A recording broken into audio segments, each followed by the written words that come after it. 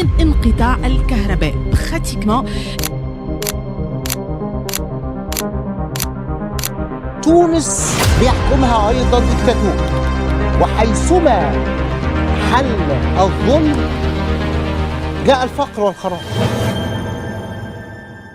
تصور معايا ليلة جويلية سخانة 45 وفجأة يقص عليك الضوء، تلقى روحك في الظلام، الكليماتيزور سكيت، ما عادش فما ما بارد، تخرج للبلكون تلقاها الدنيا الكل ظلمة تحس، والجيران الكل قص عليهم زاد هما الضوء. لهنا انت ماكش في سيناريو متاع فيلم، هذه تونس في جويلية 2026، فجأة تلقى روحك في الظلام الدهتس. بلاد كانت قابلة للسياحة وكانت من اول الدول اللي قالت ليه في الربيع العربي كيفاش توصل للحد يقص فيها الضوء لساعات. قبل كنا نعرفوا ديما في الصيف في تونس ساعات يقص الضوء وساعات يرجع، لكن في الايامات هذوما عوروا لها وصل يقص الضوء بالاربعة وخمسة وستة وقريب العشرة وخمستاشر ساعة. هذا كان مش بلايص قصوا عليهم 24 ساعة، وبرسك القصان ولا يوميا، يعني يخدم ساعتين ثلاثة ومن بعد يزيد يعاود يقص ومن بعد يزيد يعاود يرجع يخدم ومن بعد يزيد يعاود يقص. هذا اللي قاعد يصير في تونس الايامات هذه. ومن بعد ندوروا من الجهة الاخرى نلقاو الرئيس التونسي مختفي على الانظار لاكثر من اسبوع، والناس الكل تلقى روحها تتفرج على اخبار نتاع صحف اجنبية باش تفهم شنو قاعد صاير في بلادها. ان شاء الله في الفيديو هذا باش نحكي لكم القصة كامل من غير تحيز ومن غير مبالغة كما تعرفون، ومنين بدات أزمة الكهرباء وين وصلت أزمة الماء، نوصلوا حتى لغياب الرئيس والتساؤلات اللي دارت وراه، لين في الآخر نوصلوا للسؤال الكبير شكون يدير في تونس في الوقت اللي اختفى فيه الرئيس كيف ما قالوا. خليكم معايا لاخر الفيديو. خلينا نبداو في الأرقام باش نفهموا الأزمة من الأول للآخر مش بالعرض. نهار الأربعاء 15 جويلية 2026 محطة الرصد الجوي سجلت 48.2 درجة في تونس، رقم قياسي، وكي تسخن الدنيا بالطريقة هذه حاجة طبيعية. خاطرنا في الصيف بتبيع الناس الكل قاعدة تخدم في الكليماتيزورات في نفس الوقت وقاعدة تستهلك في برشا ضوء. طلب على الكهرباء طلع لأعلى مستوى في تاريخ البلاد والشبكة ما تحملش، وبطبيعتها الشبكة في تونس من قبل قاعدة توفر في طاقة في نطاق محدود ما يلبيش طلب توانسة الكل. يعني مثلا نقولوا هي توفر لهنا توانسة يستهلكوا لهنا، لكن هذا باش يكون نص الحكاية. إذا وقفنا لهنا تونس خلاف بلدان أخرى هي بطبيعتها تعتمد على الغاز الطبيعي في حوالي 94% من إنتاج الكهرباء، وجزء مهم من الغاز هذا وزاد كميات كهرباء مباشرة تجاها عن طريق الشبكة الجزائرية المرتبطة به. وفي نفس النهار 15 جويل صار العطب الفني في محطة كهربائية في منطقة سيدي عقبة ولاية بسكرات في الجزائر بيع. المشكل هذا سبب اضطراب الشبكة الجزائرية بيد واللي بدورها أثرت في الكمية المتبادلة بين زوز بلدان. تخيلوا معناتها زوز بلدان مربوطين بخيط كهربائي واحد، كيفاش الله أعلم، وكيف واحد فيهم تصير له مشكلة الثاني راه باش يخلط عليه. النتيجة في الأخر الشركة التونسية للكهرباء والغاز استيك اضطرت تلتجئ لنظام الديليستاج، يعني القطاع الدوري المبرمج في مناطق مختلفة. وكيف ما قلت لكم يوصلوا في بعض المناطق يقصوا 7 و8 ساعات في النهار برك حتى في تونس العاصمة. لكن فما حاجة باش نقولها لكم انا توا قاعدين يتداولوا فيها توانسة على مواقع التواصل الاجتماعي. صحيح الضوء قاعد ينقطع، اما راهو قاعد ينقطع على بلايص معينين وناس معينين. فما ناس واحياء من اللي بدا انقطاع الضوء حتى للحظه هذه ما قصش عليهم الضوء جنب، وهذا اللي يخلي تساؤل كبير في الحكايه هي. توا انت قص ما قص على الدنيا الكل، اليوم قصيت على تونس غدوه قص على نابل غدوه قص على المنطقه هذيك بعد غدوه على المنطقه هذيك. اما مش قصيت على تونس حمامات ما نقصش عليها، قصيت على القاسرين مثلا البلاصه هذيك ما نقصش عليها، يقص على كل يوم ما نقصش. وفما مشكله اكبر زاده خاطر الحكايه ماهيش مشكل في الطقس السخون والعطب اللي صار، خاطر شركه ستيك عندها برشا ديون كبيره وشبكه كهرباء في تونس قديمه نسبيا وما لقاتش الاستثمار الكافي في الاعوام الاخر. توا نحكيو في ازمه الماء، وني لازمنا نفهموا حاجه مهمه في تونس، راهو الماء وضوء مربوطين مع بعض، خاطر محطات ضغط المياه ومحطات التحليه تخدم بالضوء بطبيعه. كيف الضوء يقص الخدمه تاقف والماء ما يوصلش للصنابير حتى اذا كانت الخزانات مليانه. وزيد على هذا المرصد التونسي للمياه سجل في شهر جوان 2026 وحده اكثر من 420 بلاغ اغلبهم على انقطاع الماء الغير معلن، قاعدوا يتشكيوا على جوده الماء على تسرب الشبكه. يعني الماء اللي قاعد يوصل ماهوش قاعد يوصل بالكميه اللي يخرج منها ويتعدى منها من البلاغ ويوصل بها للمواطن، بريسك اللي يخرج يوصل الفل نتاعو خاطر القنوات تاعو. وفي النتيجه في الاخر اكثر من 23 تحرك احتجاجي مربوط بازمه المياه وثقوا في الفتره الاخيره. الناس ماهيش خارجه تحتاج على السياسه، الناس خرجت خاطر ما عندهاش ماء تنجم تشربه ولا تغسل بيه ولا تعمل بيه اي حاجه. بيوصل الحكايات هذه الكل صارت حاجه زادت الوضع تعقيد. رئيس تونس قيس سعيد اختفى من الانظار الكل. اخر نشاط رئاسي موثوق قام به الرئيس انتشر رسميا نهار 8 جويلية 2026، وقتها كان لقاء مع رئيس الحكومه ساره الزعراني في القصر، وبعدها لا انشطه لا تصريح لا ظهور لا حتى شيء. سيدي الرئيس قص من الوظيفه لاكثر من جمعه كامله في وقت كانت البلاد غارقه في ازمه الكهرباء والماء. هوني نطرحوا سؤال مهم برشا كل واحد يفرش في الفيديو هذا وعندك حريه اجابه بيع. وين بالضبط كان الرئيس خلال الفتره هذه؟ لا تصوير لا فيديو لا بيان رسمي لا حتى شيء. الرئيس كان مختفي بين 8 و 18 جويلية. وعلاش؟ كيف الشعب فقدوا من المشهد وبداو بداو يسالوا عليه وين مشى الرئيس وين مشى الرئيس. كان بكل بساطه ينجم يخرج ويقول ويعمل فيديو هاني هوني بكل بساطه، لكن الرد تاخر وما كانش فوري. جمعه كامله تعديت قبل ما يظهر مره اخرى. في وقت كانت تعيش البلاد ازمه تحتاج قياده حاضره. خاطر في وسط الحكايه هذه خرجت شائعات من صحيفه ايطاليه معروفه، نشرت مقال ينقل عن مصادر وصفتها بالمطالعه، يقولوا انه الرئيس مريض وتعرض لازمه قلبيه وتم نقله للمستشفى وعمل عمليه جراحيه عاجله مع تكتم رسمي شديد حول الموضوع. الخبر انتشر بسرعه والناس الكل تحكي عليه وانتقلته وسائل الاعلام العربيه. انا مستغرب كيفاش الخبر هذا يخرج من صحيفه ايطاليه، يعني حاجات صايرين في تونس وتوانسه ما في بالهمش، والخبر منين يجيهم؟ من صحيفه ايطاليه. ومن ناحيه اخرى نشطاء سياسيون توانس تكلموا على التعتيم الاعلامي من طرف السلطه. ولهنا نجيكم بالسؤال الاهم، اذا كان الرئيس في صحه جيده بالرسمي، علاش كيف ما قلت لكم بليكا علاش الرئاسه واي جهه رسميه ما كذبتش الخبر بصفه مباشره في نفس الوقت اللي انتشر فيه باش تسكت الناس الكل وتخرجهم غالطين بالطبيعه؟ لكن السكوت لبرشا ايامات على الخبر هذا خلى توانسه تصدقوا وتستعرف بيه، وبالطبيعه خلى الباب مفتوح لبرشا تاويلات قعدوا يتداولوا فيها اللي هذا يخرج اخبار. نحن هوني باش ما نكذبوش عليكم، ما نعرفوش الغيب وما عندناش جواب قاطع، واصلا هدفنا ماهوش باش نعرضوه عليكم. نحن لهنا باش نحكيو لكم القصه ونقول لكم الاحداث، وفي الاخر نخليه الحكم لانت سيد المشاهد العزيز الغالي. هذاك علاش راوك راي يهمني في كومنتير اللوطه، طوطه خلينا كومنتير يرحم والديك لا نتغشش عليه. ويقعد السؤال الاهم في الحكايه هذه الكل، كان طلعت حكايه الرئيس والعمليه صحيح كيف ما يحكيوا بعض المصادر، شكون اللي كان يدير في تونس في غياب الرئيس؟ برشا ينجموا يقولوا لي النائبه نتاعو، اما بريسك جمعه ولا جمعه ونص الرئيس مريض كيف ما قالوا والبلاد مسيبه، نجم تصير برشا حاجات نحن بالطبيعه ما نجموش نعلموا بها تغير مجرى التوانسه والبلاد في المستقبل. هذاك علاش السؤال في الاخر اللي نطرحوه كيفاش الرئيس يمرض ولا يغيب، وشكون اللي كان خليفته سير البلاد في الايامات هذه. كيف ما قلت لكم قبيليكا ينجم ينوبوا النائب نتاعو ولا رئيس المجلس اللي هو باش يقسم الصلاحيات طبيعه بصفه مؤقته. المشكله انه فما حاجه في دستور 2022 في تونس اي جاو مفسرها ينص على انه حاله الشغور تعرض على المحكمه الدستوريه للتقرر، لكن المحكمه هذه الى حد اليوم هذا ما تشكلتش. يعني لهنا النظريه فما اليه، لكن عمليا الجهه اللي مفروض تفعلها ولا تقوم بها ماهيش موجوده اصلا. باهي باش نبسطها لكم خليتها لكم بالعربيه وفما ناس ما فهمونيش. في دستور 2022 فما نص يقول في الحالات اللي صار كما الحاله هذه المحكمه الدستوريه هي اللي تاخذ قرار، لكن الى يومنا هذا ما فماش اصلا محكمه دستوريه اللي هي باش تاخذ قرار. فهمتوا كيفاه؟ يعني الفكره موجوده اما شكون اللي باش يطبقها ما فماش. هذا اللي خلى المعارضين والمراقبين القانونيين يوصفوا الحاله هذه بالغموض الدستوري، وهذه مش اول مره يتطرح السؤال هذا. في 2023 بعد فتره غياب مشابهه للرئيس في مارس مثل العام هذا، وفي وقتها الرئيس ظهر في فيديو في المكتب نتاعو ومفي اي فراغ موجود في السلطه بعيدا عن السياسه والدستور. فما بعد انساني ما نجموش ننسوه جمله، ما ننساوش اللي مع انقطاع الكهرباء ومع انقطاع الماء فما برشا سبيطارات وبرشا عباد مرضى يخدموا بالماكينات وما اصلا عايشين بالماكينات. كيف قص عليهم انت الضوء بجرب باش نمشي عنه. انا واحد من الناس قص عليا الضوء صحيح باش نفد باش نقلق ما فماش كليماتيزور، هو ما عنديش كليماتيزور الحقيقه، اما مرحبا ما تخدمش انت ما دمش فريجيدان ما يبردش ما فماش ضوء. اما انت ما ضرتنيش يعني في حاجه كبيره بارابور الانسان مريض ومطيش في سبيطار وعايش بالماكينه هذيك اللي تخدم بالضوء، تجي انت تقص عليه الضوء ايش باش يعمل؟ هو عباد كبار في العمر ما تتحملش، عباد عايشه بالاجهزه نتاع التنفس، عباد عايشه اصلا بماكينات هي اللي تعيش فيها تنحي لها الماكينات وانت تجي في الاخر تقص عليهم الضوء. هذه اللي مبهتني يعني كيفاش مستشفيات يقصوا عليهم الضوء، قص على ديار قص على حوم قص على تحب انت، اما راه مستشفيات خطح. وفي الجانب الاقتصادي زاده لازمنا نحكيو ونعرفوا اللي فما برشا محلات وبرشا بلايص تبيع الماكله تخدم بالفريجيدانات تخدم الحاجات تاع التبريد السلعه الكل تفسدلها، وبرشا ناس زاده حالين مشاريع خدمتهم الكل تقوم على الضوء تجي تقص عليهم الضوء. الحكايات هذوما لازم الدوله تفهمها وتستوعبها. بالله يجيني سؤال في مخي نحب نساله انا تو، اي واحد ينجم يجاوبني خلي لي في كومنتير. تو انت قص علينا الضوء قص على محومتي انا الضوء مثلا نسكن في تونس العاصمه، قص على ما نعرفش انا اي بلاصه اخرى زعما القصر الرئاسي قص عليه الضوء، البلايص اللي يسكنوا فيهم الوزراء قص عليهم الضوء. هذه السؤال اللي محيرني قاعده تستغل في اللحظه باش نجم تعلي صوت جبهه الخلاص الوطني قياده احمد نجيب الشابي من ابرز الاصوات اللي قاعده تطالب بالشفافيه من ناحيه الوضع الرئاسي والاداري الازمه وحركه النهضه قياده راشد الغنوشي والحزب الدستوري الحر. برشا ناس قاعدين يقولوا ان المعارضه هي اللي وراء انقطاع الضوء وهي اللي قاعده تشعل في الامور وتحب تعمل انقلاب على الرئيس تحب حاكم جديد، وعباد اخرين تحب الحكام ثم يرجعوا يشدوا تونس. ومع الحكايه هذوما الكل قاعد الشعب التونسي هو في النص بين الرئيس وبين السلطه والدوله والحكومه والمشاكل اللي قاعد يعيش فيهم هو الشعب في حد ذاته في البلاد هذه. صوت المعارضه قاعد يعلى نهار بعد نهار وقاعدين يحرضوا في الشعب التونسي كيف ما قلت لكم باش ينقلب على الرئيس كيف ما صار قبل وصار ثوره ونقلبوا على الرئيس زين العابدين بن علي اللي عملنا عليه فيديو نتاع ثوره نجم نفرجوا.